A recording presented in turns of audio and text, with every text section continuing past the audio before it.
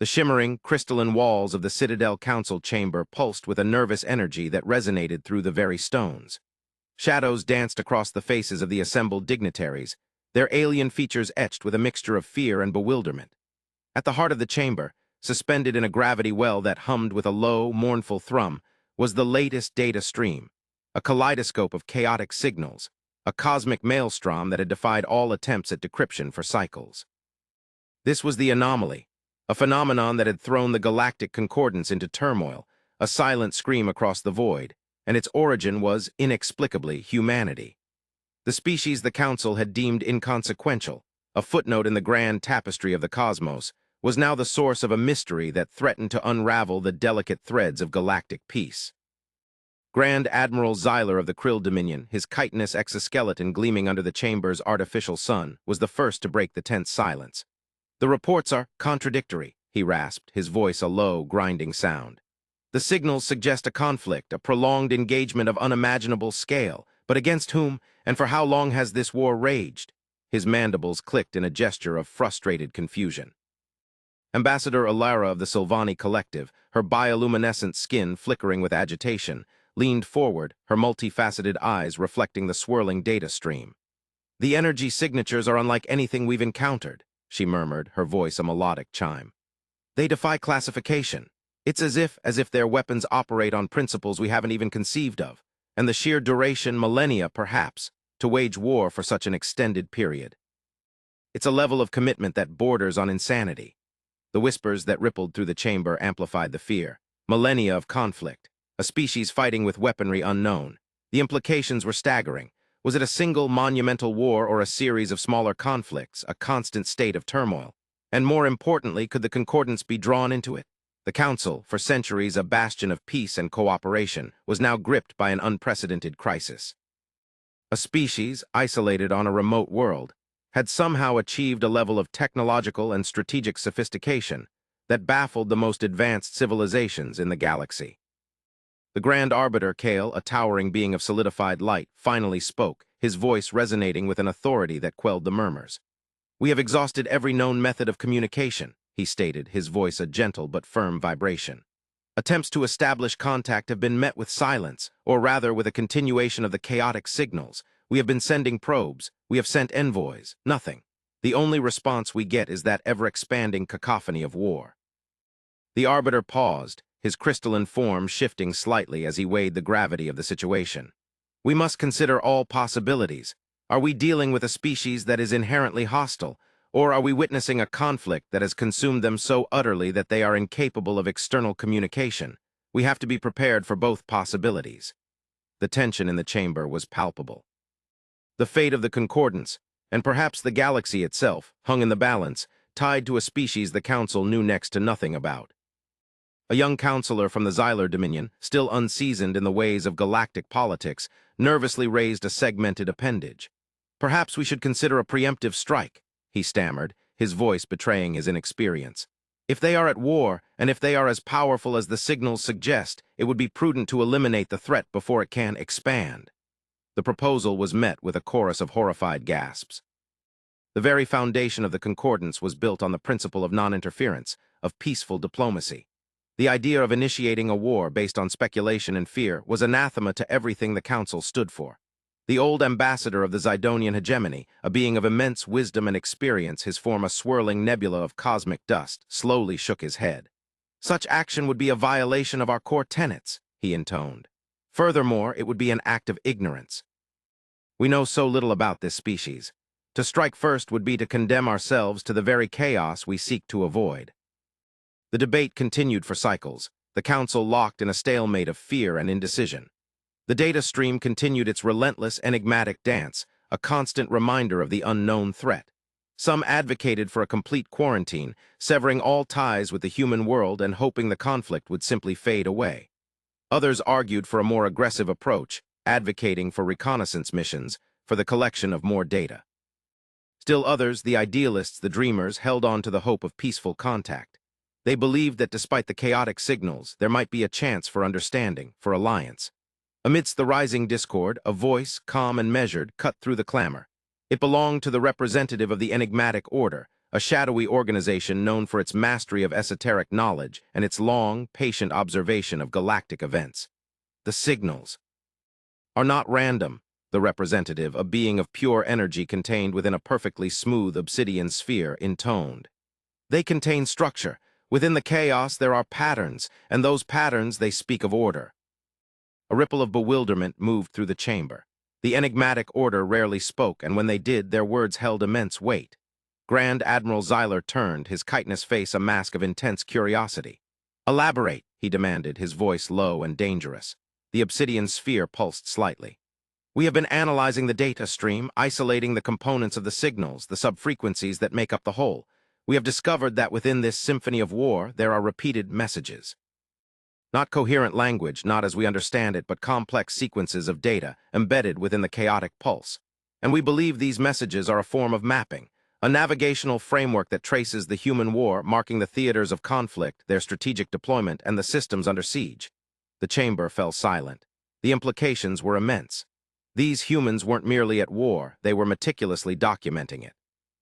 The Arbiter's form shifted, his crystalline structure refracting the light. "What does it mean?" he asked, his voice a low hum. The obsidian sphere slowly revolved as if contemplating the question.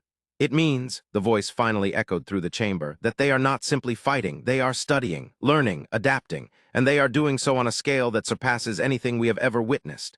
A fresh wave of fear coursed through the chamber.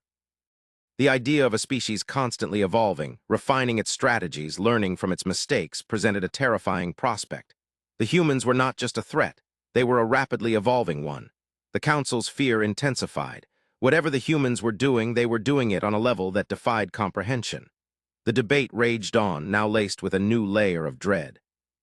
The Galactic Concordance was forced to face the harsh reality. Humanity was a force they did not understand, a threat they had underestimated, and a mystery they had to solve, and quickly. Months turned into cycles, the Citadel Council remaining gridlocked in its debate. The data stream continued to flood the chamber, a constant reminder of the unresolved conflict. The enigmatic order, however, continued its tireless analysis. Then the impossible happened. A signal, clean and precise, cut through the chaotic noise. It was a transmission, and it was directed at the Citadel Council. The message, displayed in a universal, readily translatable format, was simple, but its implications were world-altering. "We are the United Earth Federation. We have observed your presence. We seek diplomatic contact." The chamber erupted in a cacophony of disbelief. The humans, the species that had remained silent for so long, had initiated contact, and their message was one of diplomacy, of cooperation. The Grand Arbiter, his crystalline form resonating with both surprise and cautious optimism, immediately authorized a response. A single, designated vessel, the diplomatic cruiser Star Weaver, was dispatched towards the human world, bearing a message of welcome and a delegation of the finest diplomats the Concordance had to offer. As the Star Weaver approached the designated star system, the bridge crew held their breath. The sensor readings painted a picture of a planet that was both familiar and alien. Their atmosphere was breathable, the gravity comfortable, the landmasses relatively stable, but the technological signature was unlike anything they'd encountered. The presence of advanced energy fields, the warp-capable craft traversing the star system, and the orbital defense grid all pointed to a civilization with immense capabilities. When the Star Weaver entered the designated orbit, the humans responded with a level of professionalism that astounded the delegation. A sleek silver vessel, displaying the insignia of the United Earth Federation, docked with the cruiser, and a small delegation of humans, led by a woman named Ambassador Eleanor Vance, entered the conference room. Ambassador Vance, a woman of apparent middle age with kind eyes and a calm demeanor, faced the delegation. She was neither intimidated nor arrogant. She carried herself with a quiet confidence that was as unsettling as it was impressive. The ensuing discussions revealed that everything the Council had believed about humanity was wrong. They were not a species consumed by unending conflict. Their war, it turned out, was not of their making. They had stumbled upon a galaxy-spanning conflict that had raged for countless millennia, a conflict between two ancient and immensely powerful factions that sought to control the fate of the cosmos. The data stream, the chaotic signals the Council had been monitoring, were the echoes of that war. Humanity had been caught in the crossfire, and the reason for humanity's silence, they were not only fighting for their survival, they were actively trying to end the war. Ambassador Vance, speaking in calm, measured tones, laid out their strategy. They had studied the conflict, identified its root causes, and developed a plan to bring it to a decisive end. The delegation from the Citadel listened in stunned silence. Humans didn't seem to be chaotic warriors. They were strategists, architects of a grand design to stop a universal war. They had developed advanced technologies to disrupt the war, including energy fields that could nullify the primary weapons of both factions. They had developed a series of alliances with various species, helping them against both war factions, building a network to counter the forces in the Galactic War. They had also begun to understand the principles of the conflict itself. Ambassador Vance explained that the war was not simply a fight for resources or territory. It was a battle of ideologies, a struggle between two ancient forces with conflicting visions for the galaxy's future. The humans believed that neither side could ultimately win, that a stalemate would lead to the destruction of the galaxy. The delegation from the Citadel, overwhelmed by the revelation, could only ask, "And how do you intend to end it?" The answer, as Ambassador Vance delivered it, was audacious, yet profoundly logical. By removing the core of the conflict itself, by helping both factions to compromise. She went on to explain that the humans had identified the source of the conflict, two ancient, highly advanced technologies that fueled the war. The plan was to disable these technologies, forcing the factions to negotiate a lasting peace. The Citadel delegation, at first hesitant, was quickly won over by the logical framework of the human plan. It was elegant, innovative, and most importantly, offered a chance for a true and lasting peace. The revelation of human capabilities continued to mount. The Star Weaver had been equipped with advanced sensors, able to identify and categorize a wide array of technological signals. It was revealed that the humans were employing technologies that were well beyond those of any civilization in the Concordance. They had developed weapons and defenses that rendered the most advanced war machines useless. They were communicating with species that the Concordance hadn't even discovered. They were capable of moving through the galaxy with a speed and efficiency that was staggering. They had studied the galactic power structures, the ancient technologies, the history of the conflict, and they understood it all in a way that the Council could only dream of. The more the Council learned, the more their initial underestimation of humanity dissolved, replaced by a deep respect and a growing sense of awe. The humans were not brutes, they were not savages, they were architects of a new era, they were ethical in their conduct, and they held fast to a set of moral principles. They showed humility in the face of the unknown. They worked hard and they always thought one step ahead. They were calm under pressure, logical in their decision-making. They had, in essence, created the ultimate weapon, understanding. Their true weapon wasn't technology, but the power of the human spirit. The decision was made. The Citadel would join forces with the humans. The resources of the Concordance would be poured into the human plan. The combined forces of the two civilizations would become a formidable force, and the future of the galaxy would depend on their ability to work together. The human-led alliance, now a fusion of the best of the Galactic Concordance, prepared for war. The first step was to identify and target the core war systems that fueled the conflict. The war's signals led the combined fleet and their allies to the heart of the conflict. The first encounter was brutal, a reminder of the scale of the war itself. Despite their superior technology, the combined fleet still faced a formidable challenge. The war machines, the remnants of the long-forgotten empires, were battle-hardened and well-equipped. But the humans had anticipated this. Their strategy was patient, relentless, and meticulously planned. Their ships were designed to outmaneuver the enemy, their weapons to disrupt the enemy's energy fields, their tactics to take full advantage of any weakness. The human strategy was not about brute force. It was about disruption, about exploiting weaknesses, about understanding the enemy. They didn't seek to destroy their enemy. They worked to force a truce. They were patient, understanding that the ancient war had its own momentum. The key was to undermine that momentum, not to defeat the enemy outright, but to force a negotiation. Battles were fought with surgical precision. Strategic targets were neutralized. The ancient war was steadily forced into a corner. As the alliance continued to make progress, the war's momentum slowed, and the war factions began to weaken. The final act of the war came when the fleet converged at the center of the conflict, the location of the core technologies. The battle was a maelstrom of energy and destruction. The alliance faced the full force of the factions. The skies were ablaze with the light of war. But the humans and their allies fought with a ferocity and a purpose that surpassed their enemies. The humans, with their ingenuity and their understanding of the enemy, found the enemy's weak spot an opening that they could exploit. The Alliance, led by Ambassador Vance, moved in for the final strike. The Alliance managed to disable the core technologies, bringing the conflict to an end. It was the victory that humanity and the Citadel had been working towards for years. The sudden silence that followed was both deafening and profound. The chaotic signals, the echoes of war, faded away, replaced by an unsettling quiet. The war machines, their purpose gone, stood idle, their systems shutting down. The factions, their primary drivers disabled, found themselves at a standstill. It was time for a negotiation. The Council, along with Ambassador Vance and her team, convened in a neutral location. The representatives of the war factions, weary and battered, were brought face to face. It was the first time in millennia.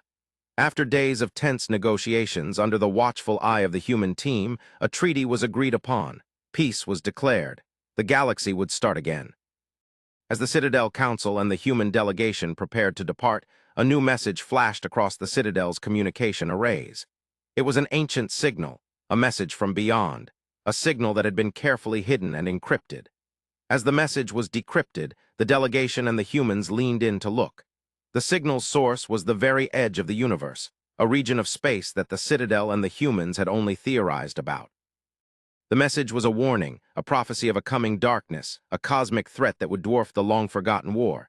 It spoke of a celestial entity, a being of pure annihilation that was poised to consume the galaxy. The message was chilling, its implications terrifying. The fight for peace was over, but the fight for the galaxy was just beginning. The Citadel Council and the humans now knew that the true war was not behind them, it was in front of them.